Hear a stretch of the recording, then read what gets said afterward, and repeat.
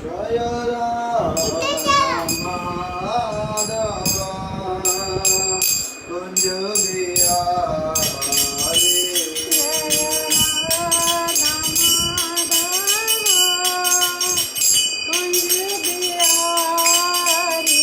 जय राम माधव कुंज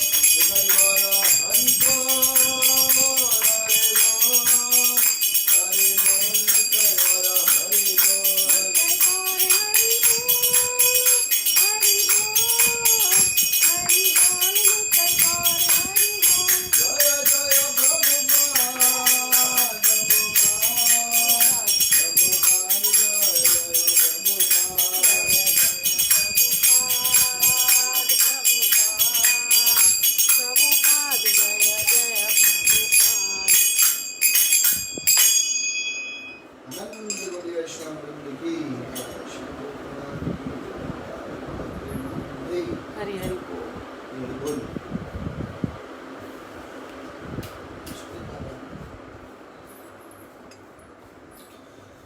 हरे कृष्ण। तो देखिए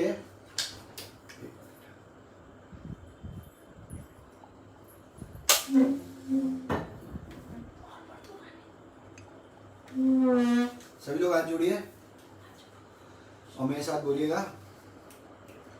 ओम अज्ञानतिमिरान्धस्य ज्ञानाञ्जनशलाकया चक्षुरुन्मिलितं येन तस्मै श्रीगुरुवे नमः।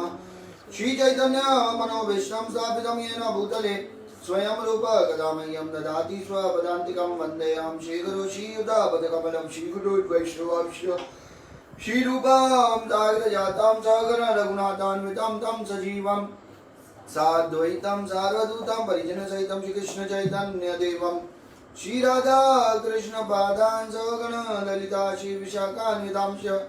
हे कृष्ण करुणा सिंधु दीनबंधु जगतपते गोपेश गोपिका कांत राधा कांत नमोस्तुते।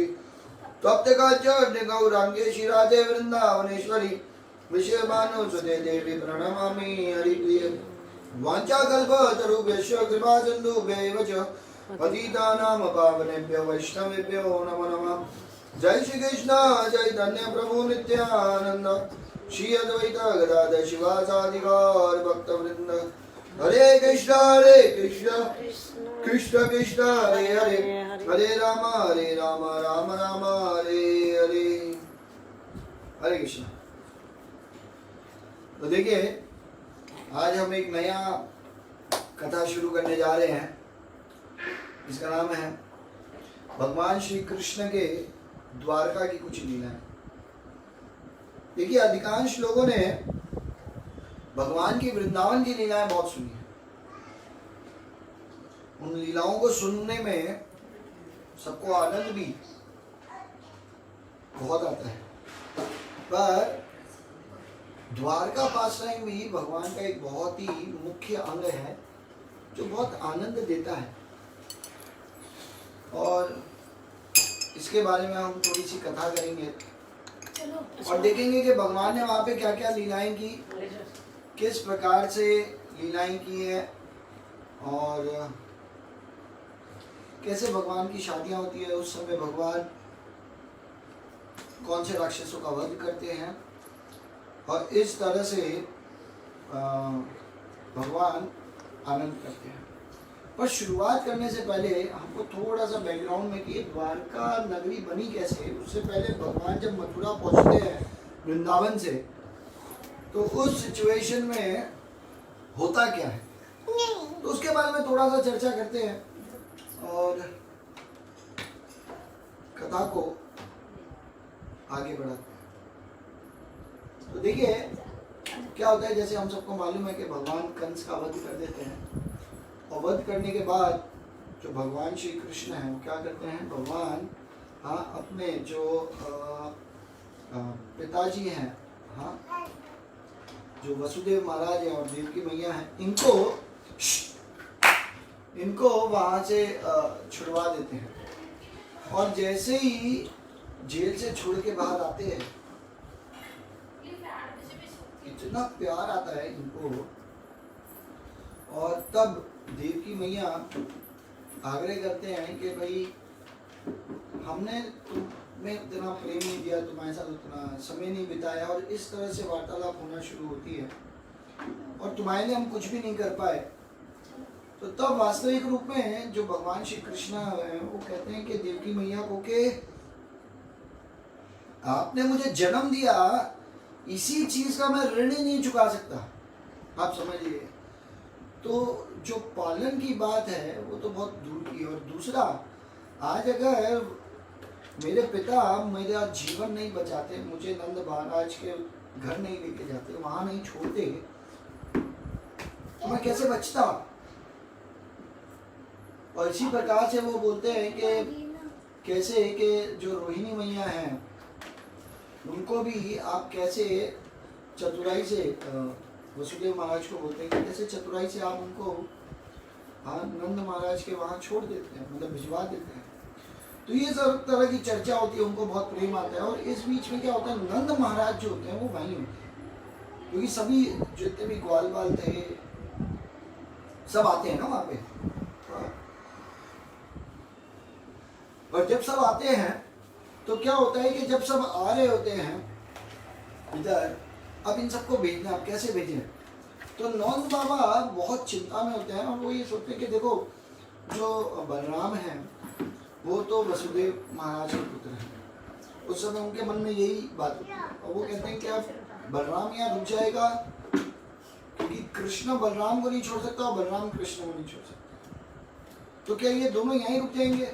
और अगर ये दोनों हमारे साथ वहां गए तो वसुदेव महाराज कितना बुरा मान जाएंगे, कहेंगे इतने सालों बाद मुझे मेरे पुत्र के साथ संग का मौका मिला और तुम ले गए, तो क्या पता मेरा उनका रिश्ता डिस्टर्ब नहीं हो जाए। और इस तरह से पता नहीं कितने विचार नंद महाराज के मन में चलने लगे, होगा क्या। और इतने में कृष्ण और बलराम आते हैं नंद महाराज के पास, और नंद महाराज के पास आके कहते हैं कि देखिए आप सभी ब्रजवासियों को लेके वृंदावन वापस जाइए, हम लोग कुछ दिनों में जो हमारे रिलेटिव्स हैं इनको खुश करके, इनको संतुष्ट करके हम आ जाएंगे। तो भगवान भी इतने इंटेलिजेंट है ना कि वो ये नहीं कहते कि अब हम यहीं रहेंगे, क्या होता है हम अपने रिश्तेदारों को खुश करके आ जाएंगे। अब कौन सा ऐसा रिश्तेदार होगा या कौन सी माता पिता होंगे जो भगवान कृष्ण के साथ इतने संतुष्ट हो जाएंगे, कहेंगे कि अब तुम जाओ, ये तो हो ही नहीं सकता ना। तो भगवान ने इतना इंटेलिजेंटली उनको समझाया और नंद महाराज को कहते कि अब आप जाइए। और तब नंद महाराज उनको देख के उनकी जुदाई के बारे में सोचते इतना जोर से रोने लगते हैं कि कृष्णा को गले लगाते हैं, बलराम को गले लगाते हैं और खूब रोते हैं। तब कृष्ण कहते हैं कि क्यों इतना रो रहे हैं आप पिताजी? अरे मैं थोड़े दिन में ही वापस आने वाला, ज्यादा चिंता मत कीजिए। और ऐसे करके उनको भेज देते हैं। और तब फिर वो वहां जाते हैं, और जब जाते हैं तो सबसे पहले देवकी मैया अपने जो 6 पुत्र जिनका वध हुआ है उनके बारे में सोचते हैं और उनके बारे में थोड़ा सा उनको विलाप होता है। और विलाप होता है तो भगवान 6 के 6 पुत्र को वापस से उनके सामने प्रकट करते हैं। और उस समय इवन देवकी मैया ये भी कहते हैं कि मैं तुम्हें दूध भी नहीं पिला पाई, अपने गोद में भी नहीं रख पाई।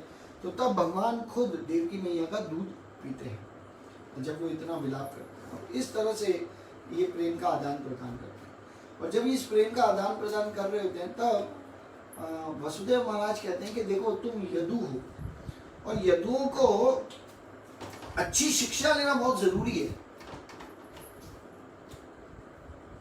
तुमने अभी तक कोई भी शिक्षा नहीं ली है और जब तुमने किसी भी प्रकार की शिक्षा नहीं ली तो अब तुम जाओ अवंती में जाओ। अवंती जो आज का उज्जैन है नगरी, तो वहां पे जाओ और वहां पे जो सांदीपनी मुनि हैं उनके आश्रम में जाओ और उनको अपना गुरु मान के उनके साथ रह के शिक्षाएं लो हर तरह की। तो तब कृष्ण और बलराम पढ़ाई करने उस समय अवंती जाते हैं। आप देखिए जिनको उज्जैन कहा जाता है। और जब वो वहां पे अवंती में जाते हैं तो उधर वो सब जितने भी जो गुरु होते हैं, जो उनके जो सांदीपनी मुनि होते हैं और साथ में उनकी जो पत्नी होती है, उनके साथ जितने और शिष्य होते हैं उन सबके साथ प्रेम से रहते हैं।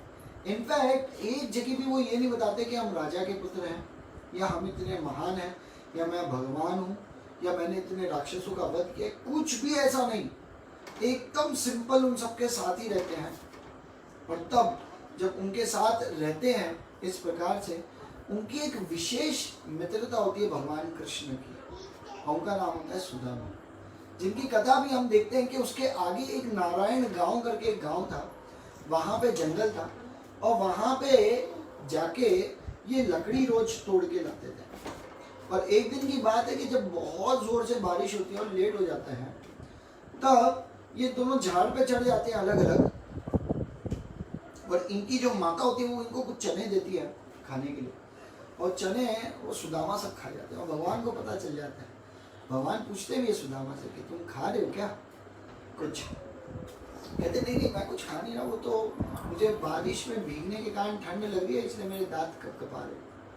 और इस तरह से वो बोलते हैं, भगवान हंसते हैं और सुबह उनके गुरु अपने बाकी सारे शिष्यों के साथ कृष्ण और सुदामा को ढूंढने आते हैं, उनको ढूंढते हैं। वो जगह आज भी है, बहुत सुंदर जगह है। तो इस जगह भगवान इस तरह से रहते हैं अवंती में। और जब अवंती आश्रम में वहां रहते हैं, हाँ, और जब इस प्रकार से अवंती आश्रम में रह के 64 दिन में 64 कलाएं सीखते हैं, और जब 64 कलाएं सीख के वापस आते हैं, तो जब आते हैं उससे पहले वो पूछते हैं अपने गुरु से कि बताइए आपको कोई गुरु दक्षिणा चाहिए। तो तब वो बोलते हैं, जो सांदीपनी मुनि होते हैं, वो बोलते हैं देखिए मुझे तो कुछ नहीं चाहिए, इनफैक्ट मैं बहुत खुश हूं कि मुझे तुम दो जैसे शिष्य मिले जिसने मात्र 64 दिन के अंदर 64 डेज के अंदर 64 कलाएं सीख ली, जो एक तरह से लोगों के लिए इम्पॉसिबल है। हाँ, तो ये देख के मेरे अंदर बहुत हृदय में खुशी है और मुझे बहुत गर्व है कि मुझे तुम जैसे शिष्य मिले। इसीलिए मुझे किसी भी प्रकार से अभी कोई और शिष्य नहीं चाहिए। वो इस तरह से डिस्कशंस करते हैं, और जब इस प्रकार से डिस्कशन करते हैं तब वो एक चीज जरूर बोलते हैं, कहते हैं कि देखो मैं ये जरूर सोचता हूँ कि भाई मैं तुम्हारे जो तुमसे मुझे तो कुछ नहीं चाहिए, पर तुम्हारी जो गुरु माता है उनसे भी एक बार पूछ लेना चाहिए अगर उनको कुछ चाहिए। तो तब उनकी गुरु माता के पास जाते हैं, और जब गुरु माता के पास पहुंचते हैं तो उनकी गुरु माता बोलती है सांदीपनी मुनि को, बोलते हैं कि देखिए ये जो तुम्हारे दो शिष्य हैं ये ऑर्डिनरी नहीं है, ये कोई साधारण शिष्य नहीं है, ये बहुत ही दिव्य प्रकाशित पर्सनालिटीज हैं। ये ऐसा कार्य कर सकते हैं जो इस संसार में कोई नहीं कर सकता। तो सांदीपनी मुनि बोलते हैं अच्छा तो बताओ क्या चाहिए तुम्हें। तो कहते हैं बहुत साल पहले हमारा पुत्र समुद्र में स्नान करने गया था, उसके किनारे गया था और वहां से गायब हो गया है, पता नहीं कहाँ गया, या तो समुद्र में डूब गया है या कहाँ है, कुछ नहीं पता। तो इनको कहो कि गुरु दक्षिणा में मुझे मेरा पुत्र वापस ला के दे दे, ये इनका मनोभाव होता है उनकी गुरु। और ये सांदीपनी मुनि जो होते हैं वो अपने शिष्य कृष्ण और बलराम दोनों को कहते हैं कि भाई ये तुम्हारी गुरु माता ने डिमांड किया है, बताइए कर पाओगे, ये दे पाओगे। तो कहते हैं अरे गुरु महाराज आपने आज्ञा दी है और आपकी कृपा, आपकी शक्ति, आपका आशीर्वाद सब कुछ तो हमारे साथ है, तो कोई भी चीज पॉसिबल क्यों नहीं है। तब इस जगह आप देख सकते हैं कि जो भगवान श्री कृष्ण है वो अपने गुरु को बहुत वैल्यू देते हैं। उस समय वो ये नहीं कहते कि भाई बहुत आसान है मेरे लिए, मैं तो ले आऊंगा कहीं से भी, मैं तो किसी को भी ला सकता हूं, मैं तो खुद भगवान हूं। ऐसे किसी भी लेवल पे वो कोई बातें नहीं करते। वो क्या बोलते हैं, ये भगवान की विनम्रता है। इसीलिए जो भगवान के भक्त होते हैं उनके अंदर भी भगवान जैसे गुण होते हैं, क्योंकि भगवान इतने विनम्र हैं। क्या बोल रहे हैं अपने गुरु को, वो बोल रहे हैं कि आपकी कृपा और आपका आशीर्वाद जिसके साथ है वो कोई भी चीज को हासिल कर सकता है। इसीलिए हम देख सकते हैं कि जो भगवान के भक्त हैं उनका एक्चुअल गुण विनम्रता होती है। और जब तक एक व्यक्ति के अंदर विनम्रता नहीं है, कृतज्ञता नहीं है, आप देखिए तब तक वो भगवान का भक्त नहीं हो सकता। क्योंकि भगवान को ये लगता है कि जैसा संग वैसा रंग, और मेरा संग करके, मेरी भक्ति करके इनके ऊपर वैसा रंग ही नहीं चढ़ा विनम्रता का, कृतज्ञता का, बड़ों को आदर देना, उनसे आशीर्वाद की कामना करना और इस तरह से जीवन चलाना। आप देखिए जैसे इवन मैं आज ही डिस्कशन कर रहा था एक भक्त के साथ कि कितनी बार भक्ति जीवन में हम जब आते हैं तो हम सेवा की बातें करते हैं कि हमको सेवा करनी चाहिए। सेवा का मतलब क्या होता है? सेवा का एकमात्र मतलब ये होता है कि जो मेरा नहीं है जो आपका है ना, इसको सेवा कहते हैं। क्या? जो मेरा नहीं है जो आपका है ना। सेवा का मतलब है ये मैं अपने लिए कुछ नहीं रख रहा, सब कुछ आपके लिए।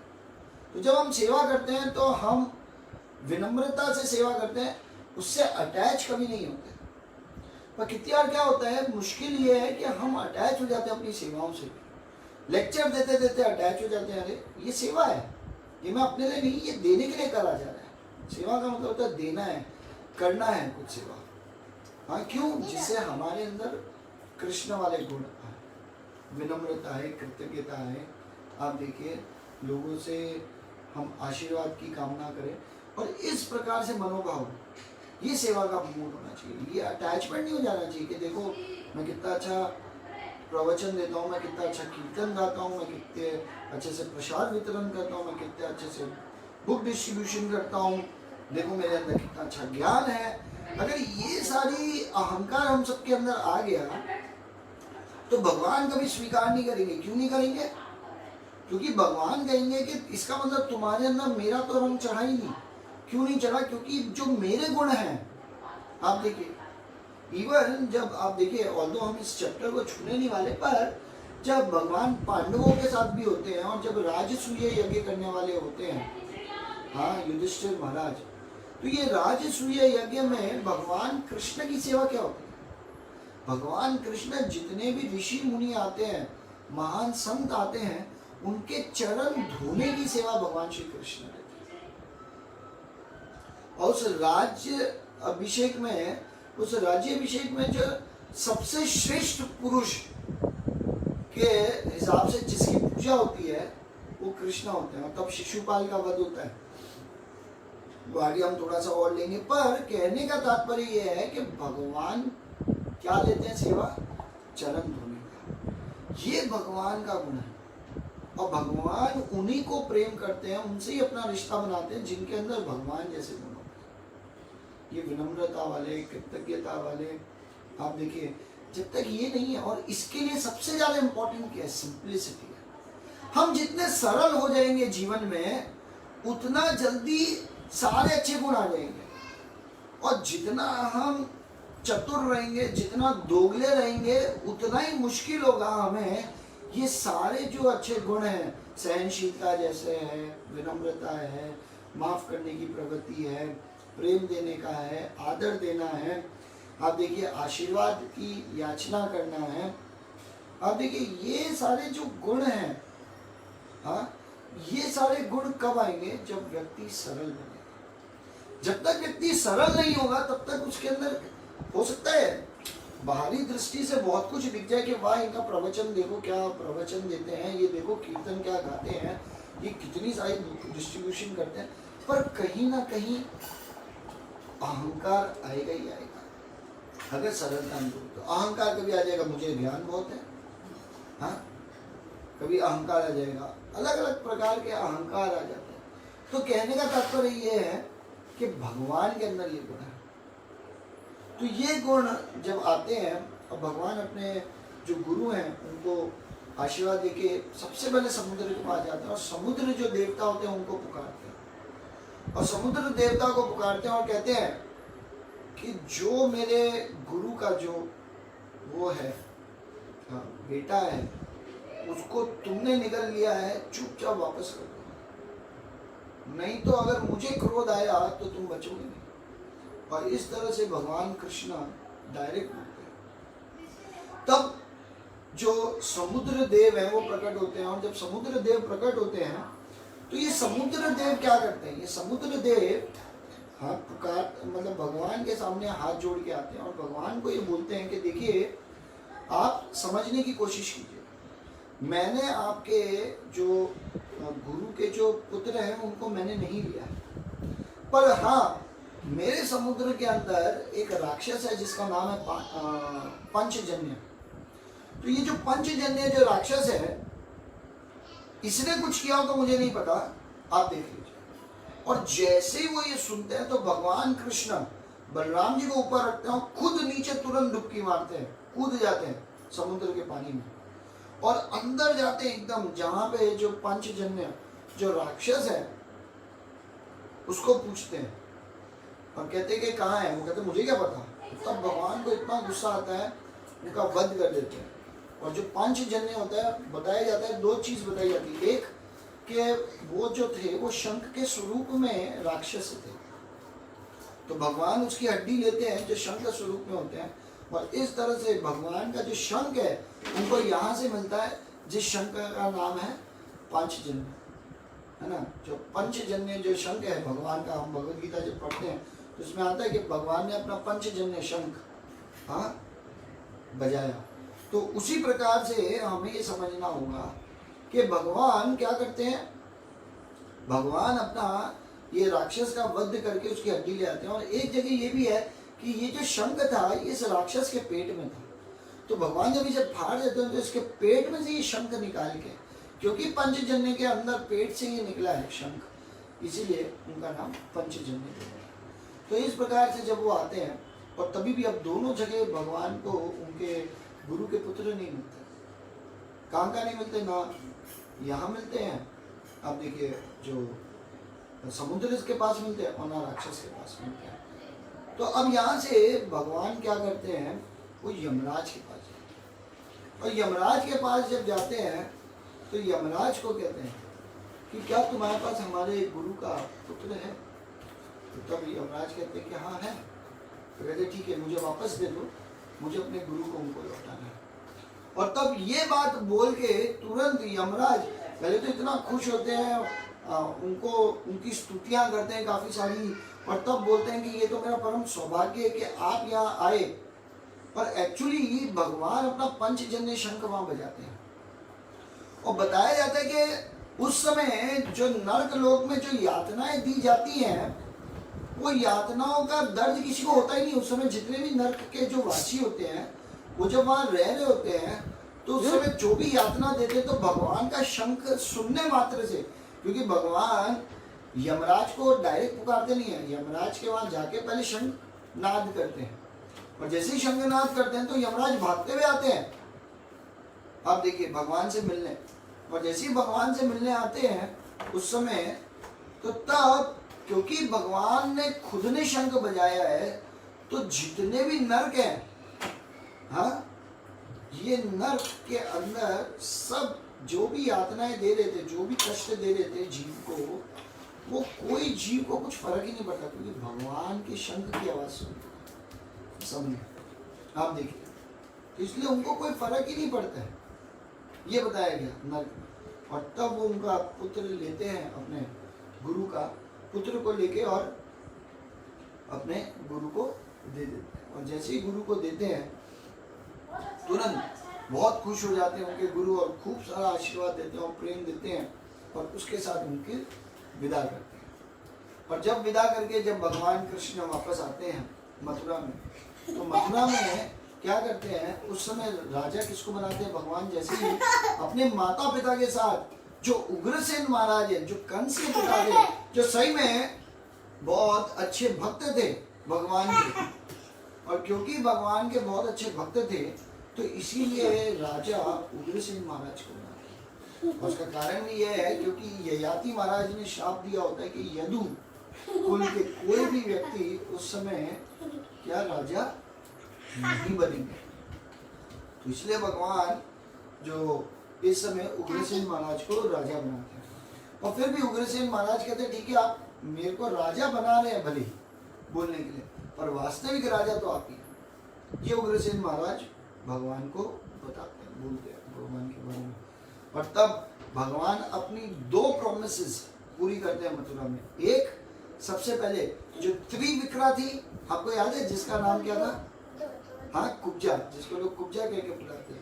ये त्रिविक्रा के घर जाते हैं, क्योंकि भगवान ने उन्हें कहा होता है, जब वो भगवान के कपड़े खींच के कहते हैं कि चलो मेरे घर चलो, मेरे घर चलो, तो भगवान उनको आश्वासन देते हैं कि हाँ मैं आऊंगा, क्यों चिंता करती हो, ऐसा बोल के जाते हैं। तो उस समय भगवान जब लौट के आते हैं, पढ़ाई करके आते हैं, और जब सब घर चले जाते हैं, तो भगवान इस समय त्रिविक्रा के घर जाते हैं। और त्रिविक्रा का घर भी बहुत सुंदर होता है, इतना सुंदर होता है। और तब वो देखती है भगवान से, इतना खुश हो जाती है, और भगवान को अलग अलग तरह से सेवा करने की कोशिश करती है, उनको अलग अलग चीज़ों से सेवाएं करती हैं।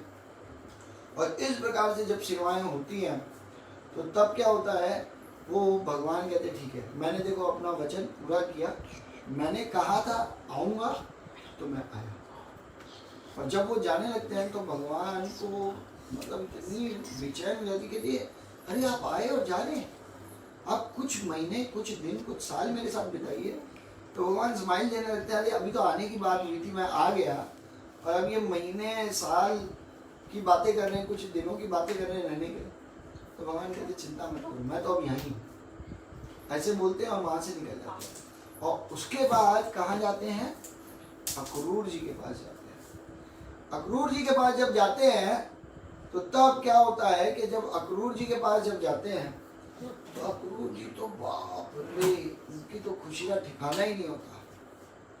वो तो भगवान को देख के एक तरह से नाचने लगते हैं जोर जोर से कि आज भगवान ने अपना दर्शन देके मेरे को वृंदावन बुला के ही धन्य नहीं कर दिया, आज मेरे घर आके उन्होंने ये प्रूव कर दिया कि मैं उनका कितना प्रिय हूं और मेरे आज तक के जितने भी पाप हैं, जितने भी मैंने जो भी गलत कार्य किए वो सब आज समाप्त हो गए। क्यों? क्योंकि आज भगवान स्वयं मेरे घर आए। देखिए, तो ये दो जगह भगवान आए और अपना जो वादा था वो पूरा किया। तो देखिए, इससे हमें क्या समझना चाहिए? हमें भी ये समझना चाहिए कि भगवान जब वादा करते हैं, अगर हम उस तरह से जीवन जिएंगे तो भगवान हमसे भी मिल जाएंगे। मृत्यु के समय भगवान ने कहा है कि जे जथामं प्रपद्यन्ते तांस्तदैव भजाम्यहम्, कि जो जो मनोभाव से मेरी भक्ति करता है मैं उस तरह से उनके सामने प्रकट होता हूँ। अब डिपेंड करता है कि हम भक्ति किस मनोभाव से कर रहे हैं भगवान की। अब देखिए, भगवान अपना वचन निभाएंगे ही निभाएंगे। जैसे भगवान ने भगवद गीता में क्या बोला है 9वें अध्याय के 31वें श्लोक में कि निडर होकर घोषणा कर दो मेरे भक्त का कभी विनाश नहीं होता। तो आप सोचिए कैसे एक भक्त का विनाश होगा, पर उसके लिए सबसे पहले हमको एक और वचन का पालन करना होगा। वह 6 अध्याय के 40वें श्लोक में भगवान कहते हैं भलाई करने वाला बुराई से कभी पराजित नहीं होता। इसका मतलब क्या है? बुराई पराजित हो जाती है पर भलाई कभी पराजित नहीं हो सकती। भले ही हमको लगता है कि भाई हम भलाई कर रहे हैं, हम लोगों के लिए अच्छा सोच रहे हैं, पर लोग हमारे गलत सोच रहे हैं, लोग हमारे लिए ऐसा कर रहे हैं वैसा कर रहे हैं। आप देखिए, मेरे साथ पर्सनली बहुत एक्सपीरियंसेस है। मैं बहुत कोशिश करता हूँ कि लोगों के पास जाऊं, उनको कोई सलाह दूं, उनकी कोई लाइफ में कोई तकलीफ आई हो तो उसको सॉल्यूशन करने की कोशिश करो। पर हो सकता है ना, आपने कोई सलाह दी, एक के लिए सही बैठे, दूसरे के लिए सही ना भी बैठे, है ना, तो बहुत क्रिटिसिज्म में मिलता है। ऐसा नहीं है। तो इसका मतलब क्या हम लोगों के लिए अच्छा सोचना छोड़ दें? क्या लोग आए और हम अच्छी सलाह देना बंद कर दें? क्या हम लोगों के साथ टिट फॉर टैट करें? आप बताइए, हम लोगों को धोखा दें? आप बताइए, या लोगों को रिजेक्ट करना शुरू कर दें? नहीं भाई, अब हम किसी को सलाह नहीं देंगे, हम किसी से कोई बातचीत नहीं करेंगे, सिर्फ काम से काम मतलब रखेंगे। क्या हम ऐसे बन जाएंगे? ये भक्तों के गुण नहीं है। भक्त हर स्थिति में सरल है, हर स्थिति में सबको माफ करने के लिए तैयार है, हर स्थितियों को सहन करने के लिए तैयार है। ये एक भक्त के गुण है। आप देखिए, और जब हम ऐसे हो जाएंगे तो भगवान स्वयं हमारे घर आएंगे। डिपेंड करता है हम भगवान को बुलाने के लिए अपने आप को कितना परिवर्तन करने के लिए तैयार है। और जितना हम भगवान को बुलाने के लिए, भगवान का प्रेम प्राप्त करने के लिए परिवर्तन करेंगे, हो सकता है उसमें थोड़ा कष्ट आएगा जरूर, पर वो वास्तविकता में परीक्षा है हमारी। और जिस दिन हम परीक्षा में पास हो गए, भगवान स्वयं आएंगे अपने दोनों हाथ खोल के हमें गले लगाते हुए अपने साथ गोलोक वृंदावन ले जाएंगे। अब डिपेंड करता है कि क्या हम इसके लिए थोड़ा सा कुछ सहन करने के लिए तैयार हैं कि नहीं तैयार है। ये पूरी तरह से हमारे ऊपर निर्भर है। और इस तरह से भगवान, आप देखिए, इन दोनों के घर जाते हैं और सिर्फ इतना ही नहीं करते, उद्धव को भेजते हैं वृंदावन, जो भगवान के एकदम क्लोज फ्रेंड बन जाते हैं उस समय, और कहते हैं कि जाओ वृंदावन में जाओ, सबको खबर दो। क्योंकि भगवान स्वयं उस समय कहते हैं कि जो मेरी गोपियां हैं, जो मेरे सखा हैं, वो तो सिर्फ इसलिए जी रहे हैं कि अगर उन्होंने मेरे बिना, वो जी नहीं पा रहे मेरे बिना, पर शरीर इसलिए नहीं छोड़ पा रहे कि अगर वो शरीर छोड़ देंगे तो मुझे दुख होगा। तो वो इसलिए जीवन जी रहे हैं कि भले हम दुखी रहें कितना भी, पर तुम्हें दुख नहीं मिलना चाहिए हे मेरे कृष्ण। ये उद्धव को भगवान बताते हैं, ये भक्तों का प्रेम है भगवान के लिए। आप देखिए, इससे श्रेष्ठ बात क्या होगी कि आपके विरह में हम दुखी रह सकते हैं और उस विरह के कारण हम शरीर नहीं छोड़ सकते। ऑल्दो उस शरीर में रहने की शक्ति नहीं है विरह के कारण, और ना रहना चाह रहे हैं, इतना दर्द हो रहा है भगवान के विरह में। आप देखिए, और तभी भी भगवान क्या कर रहे हैं? उस समय भगवान तुरंत ही हम देख सकते हैं तो भगवान क्या करते हैं, इस स्थिति में भगवान उद्धव को भेजते हैं। अब कब हम ऐसे भक्त बनेंगे कि भगवान हमारे पास भेजेंगे उद्धव को? तो सच्चाई ये है कि कलयुग में चैतन्य महाप्रभु ने इतना कृपा किया है कि उद्धव जैसे सारे हमारे श्रील प्रभुपाद को भेज दिया, अन्य सन्यासी भगवान के भक्तों को हमारे पास भेज दिया है ऑलरेडी भगवान ने, जबकि हमारे अंदर कोई विरह का भाव नहीं है भगवान ने। इनफैक्ट हम तो सही में हमारा फॉल डाउन कराना चाहते हैं, हम तो चाहते हैं भक्ति से गिर जाए, पर ये तो भगवान के भक्त हैं उद्धव जैसे, जिन्होंने पकड़ रखा है नहीं तुम्हें गिरने नहीं देंगे। ठीक है, तुम ये नहीं कर सकते चलो ये कर लो, अच्छा ये नहीं कर सकते चलो ऐसा कर लो, अच्छा इतना नहीं कर सकते थोड़ा सा ये कर लो। कितनी तरह से हमको देखिए रोक के रखा है कि नहीं तुमको गिरने नहीं देंगे, तुमको भक्ति छोड़ने नहीं देंगे, तुमको भगवान से अलग होने नहीं देंगे। ये है भगवान के भक्त, हाँ, जो हमको किसी भी तरह से टिका के रखे। और इस स्थिति में आप देखिए भगवान उद्धव को भेजते हैं, और उद्धव सबसे पहले नंद महाराज के घर जाते हैं। नंद महाराज के घर पे जाने से पहले एक जगह रुक के पूछते हैं कि नंद महाराज का घर कहाँ है। तो एक ब्रजवासी कहते हैं ये जो पतली सी नदी दिख रही है, हाँ ये उनके घर तक ही जाती है, ये जो छोटा सा नाला है ये पानी का, ये उनके घर तक जा रहा है। तो कहते हैं अच्छा। तो बाद में जब उनके घर तक पहुंचते तो पता चलता है ये जो पूरा पानी का जो नाला है ना, ये जशोदा मैया और नंद महाराज के आंसुओं का है। उससे पतली सी नदी सी बन गई, पतली सी नदी मतलब पतला सा एक नाला सा कुछ बन गया। सोचिए इतना रोते थे भगवान की याद में। हमने से तो कौन रो रहा है भगवान की याद में? हमें से कितने लोग आज भी भगवान को प्रेम करते हैं? आज भी इतने हम शारीरिक स्तर पे ग्रस्त हो गए हैं, आप देखिए कि हम लोग समझ ही नहीं पा रहे हैं कि ये शरीर के बारे में जितना चिंतन करेंगे उतना ज्यादा ये शरीर हमको दुख देगा और हमको नरक की तरफ आगे ले जाएगा। इसीलिए हमें ये काम, क्रोध, लोभ, मोह, घमंड और ईर्ष्या इन सबसे ऊपर उठना पड़ेगा। नहीं तो जहां इसमें फंस गए, इस शारीरिक अवस्था में फंस जाएंगे, हम उतने दुखी रहेंगे। नहीं तो हमें इतना सौभाग्य मिलेगा भगवान के साथ उनकी लीलाओं में, उनके साथ आनंद लेने का। आप देखिए तो तब वो इस तरह से रोते हैं भगवान के विरह में। जैसे नंद महाराज उनको देखते हैं तुरंत गले लगाते हैं, उनसे प्रेम से बात करते हैं और तब पूछते हैं कि और बताइए तुम्हारे रिश्तेदार कैसे हैं। ये नहीं पूछते उस समय कि कृष्णा कैसे है, क्योंकि जैसे ही वो पूछ लेंगे तो उनको मालूम है वो कुछ और बोल ही नहीं पाएंगे कृष्णा बोलते, और तुरंत फिर रो के उस विरह में चले जाएंगे और फिर भूलेंगे कि वो आए हैं। तो इसलिए वो एक गेस्ट का अपमान नहीं करना चाहते थे, इसलिए वो रहते हैं। और तब वो ये बताते हैं कि उस समय वृंदावन में किसी ने अपने घर पे एक झाड़ू भी नहीं लगाई होती है, घर में बड़े बड़े जाले लग चुके होते हैं। आप देखिए फूल पत्ते जो गिर के जो सूख गए होते हैं वो सब पड़े होते हैं, धूल भर गया होता है घरों में, कोई घर को सफाई नहीं करता है। और बताते हैं क्यों सफाई नहीं कर रहे, कहते हैं हमारा घर साफ क्यों रहेगा, क्योंकि कृष्णा आते थे। अब कृष्णा नहीं आएगा तो इसको साफ करके करेंगे क्या। लोग इवन पूरी तरह से प्रसाद नहीं लेते, सिर्फ इतना लेते थे कि जीवन निकल जाए, शरीर ना छूटे, नहीं तो कृष्ण को दर्द होगा। ये स्थितियां थी सबकी। और जब गोपियों से मिलते हैं तो वो समझ जाते हैं कि इस जगत में वो उद्धव जब लौट के आते हैं ना, तब ये बात वो वसुदेव महाराज और देवकी मैया को कहते हैं क्या हम लोग तो क्या भगवान से प्रेम करते हैं, हमसे 100 गुना ज्यादा ये व्रजवासी प्रेम करते हैं भगवान से। हमको तो कुछ पता ही नहीं प्रेम का अर्थ क्या होता है, और ये लोग इतने सौभाग्यशाली हैं कि ये भगवान के प्रेम में पूरी तरह से डूब चुके हैं, और इनको भगवान के सिवाय कुछ और दिखता नहीं है, कुछ और सूझता नहीं है, और सिर्फ उन्हीं का स्मरण करते हैं 24 घंटा।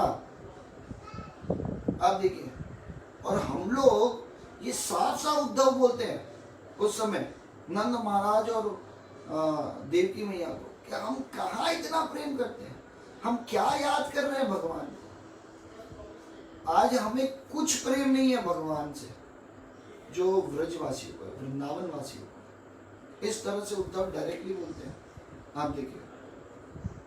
और तब उसके बाद क्या होता है, जब ये सब चीजें हो जाती हैं और कुछ समय अच्छे से चल रहा होता है, इस बीच में जो कंस की जो पत्नी होती है, दो, अष्टि और प्राप्ति, ये जो अष्टि और प्राप्ति जो होती हैं, ये क्या होता है कि एक बार ये वहां आते हैं, क्या नाम है, अपने पिता के पास, जिनका नाम होता है जरासंध, और इस पिता के पास आते हैं, इनको बताते हैं, खूब रोती है।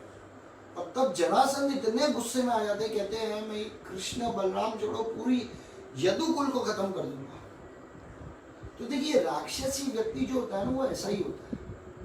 राक्षसी व्यक्ति खुद ने कितना गलत किया, आप देखिए, उनको इतना चिंता है कि मेरा रिश्तेदार, मेरा जो जमाई है उसका वध कर दिया, तो इतना दुख हो गया कि मैं सबको समाप्त कर दूंगा। पर उनके जमाई ने कितना दुख दिया देवकी महारानी को और वसुदेव महाराज को, उनको कोई चिंता ही नहीं। तो जो राक्षसी प्रवृत्ति के जो लोग होते हैं ना, वो खुद कितना भी गलत कर ले, उसके बारे में उनको कोई चिंता नहीं होती, उसका कोई उनको ग्लानि भी नहीं होती। पर उनके ऊपर एक बूंद कोई कुछ बोल दे तो आग बबूले हो जाते हैं और कहते हैं मेरे लिए किसी ने बोला कैसे, मेरे साथ गलत किया कैसे, और खुद ने जो कुछ किया उसके लिए कोई मतलब नहीं है। तो ये सारे गुण हमको देखने चाहिए, क्या हमारे अंदर भी है कि नहीं है, क्या हमारे अंदर भी जरासंध वास करता है कि नहीं। क्योंकि हम भी अगर अच्छे से नोट करेंगे ना, तो हम लोग भी समझ सकते हैं। हम सबकी भी स्थिति यही है, हम कुछ भी बोल लेते हैं, कितनी बार कैसे भी व्यवहार कर लेते हैं, हमारे अंदर भी इतनी ईर्ष्या, द्वेष, क्रोध, आप देखिए क्या क्या नहीं है, अहंकार, हाँ सब है हमारे अंदर। हमने पता नहीं कितने लोगों का हृदय दुखाया होगा, कुछ याद नहीं है। पर किसने हमारे साथ क्या गलत किया ना, उसके लिए हम पूरी लिस्ट बना सकते हैं, सब याद है। आप देखिए ये स्थिति है। पर भक्त है ना, तो बिल्कुल विपरीत होते हैं। हाँ, हमारे साथ किसने कितना भी खराब किया वो कुछ याद नहीं है, पर मैंने किसी के लिए अगर कुछ भी किया है तो वो हमेशा याद रहेगा। ये भक्तों का गुण होता है। मैं नहीं पूछ सकता कि मैंने कितना गलत किया, मैंने कैसे दिल दुखाया, मैंने अपनी बातों से कैसे लोगों के हृदय को चीर फाड़ दिया। ये भक्तों का गुण है। तो हमको ये देखना है कि क्या ये गुण हमारे अंदर आ गया है, ये हमको समझना बहुत जरूरी है ना। तो ये ऐसा सोचते हुए जरासंध जो होते हैं, वो 23 अक्षोहिणी सेना, 23 अक्षोहिणी सेना को लेके अटैक करता है। उस समय अभी नया नया तो राज्य बना होता है, तो बहुत छोटे से कुछ सिपाही होते हैं। तो कृष्ण बलराम कहते हैं अरे कोई चिंता मत कीजिए, हम दोनों जाते हैं। कृष्ण और बलराम जाते हैं कुछ बहुत छोटी से सिपाहियों के साथ, कुछ बहुत ही कम सिपाहियों के साथ, छोटी सी टुकड़ी होती है सिपाहियों की, एक तरह से देखा जाए। 23 अक्षोहिणी सेना, भगवान सबको मार देते हैं। इवन बलराम जी क्या करते हैं, सिर्फ कृष्ण बलराम इन दोनों को मार देते हैं। बलराम जी तो इवन जरासंध को बंदी बना के अपने पास ले आते हैं। और जब बंदी बना के लाते हैं, आप देखिए, और जैसे ही बंदी बना के लाते हैं, भगवान बलराम को इशारा करते हैं अरे छोड़ दो, ये क्या है, और राक्षसों को लेके आएंगे, हम उन सबका वध कर देंगे। अच्छा यहाँ बैठे बैठे ही सबका वध हो रहा है, हमको हर जगह ढूंढ ढूंढ के राक्षसों का वध करने की जरूरत नहीं है।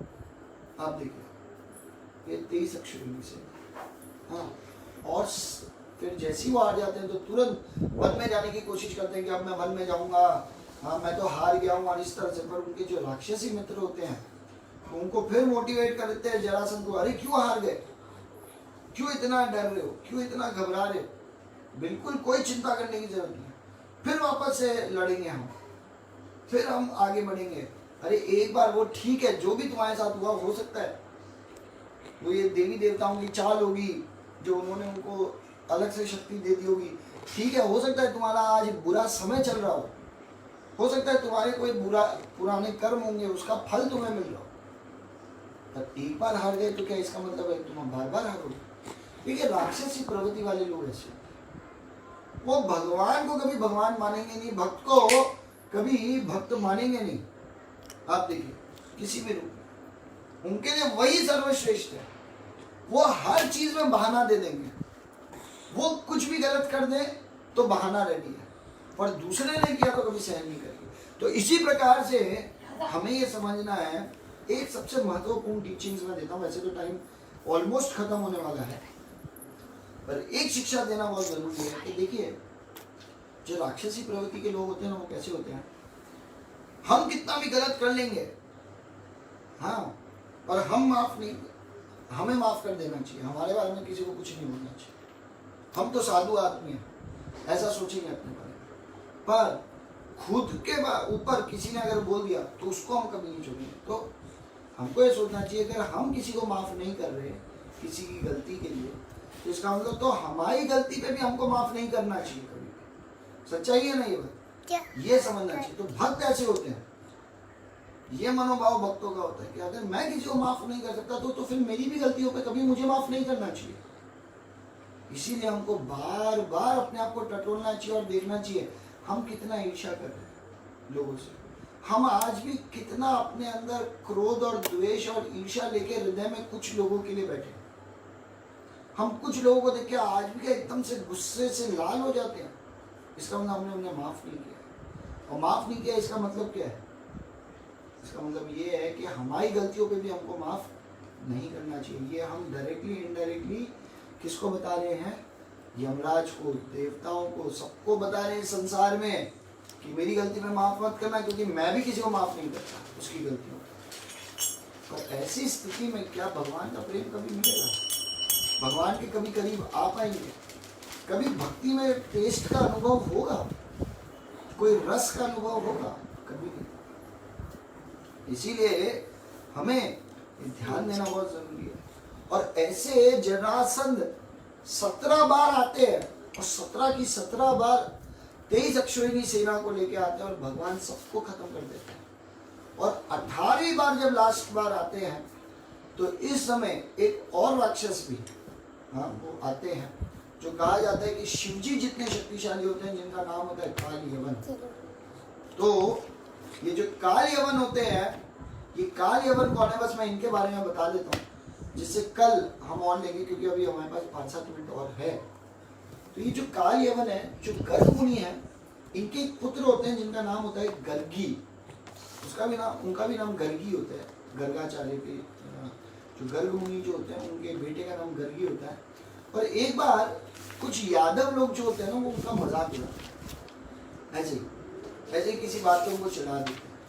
तो वो इतना गुस्से में आ जाते हैं, तो वो 12 साल तपस्या करते हैं शिव जी की। और क्या खाते हैं?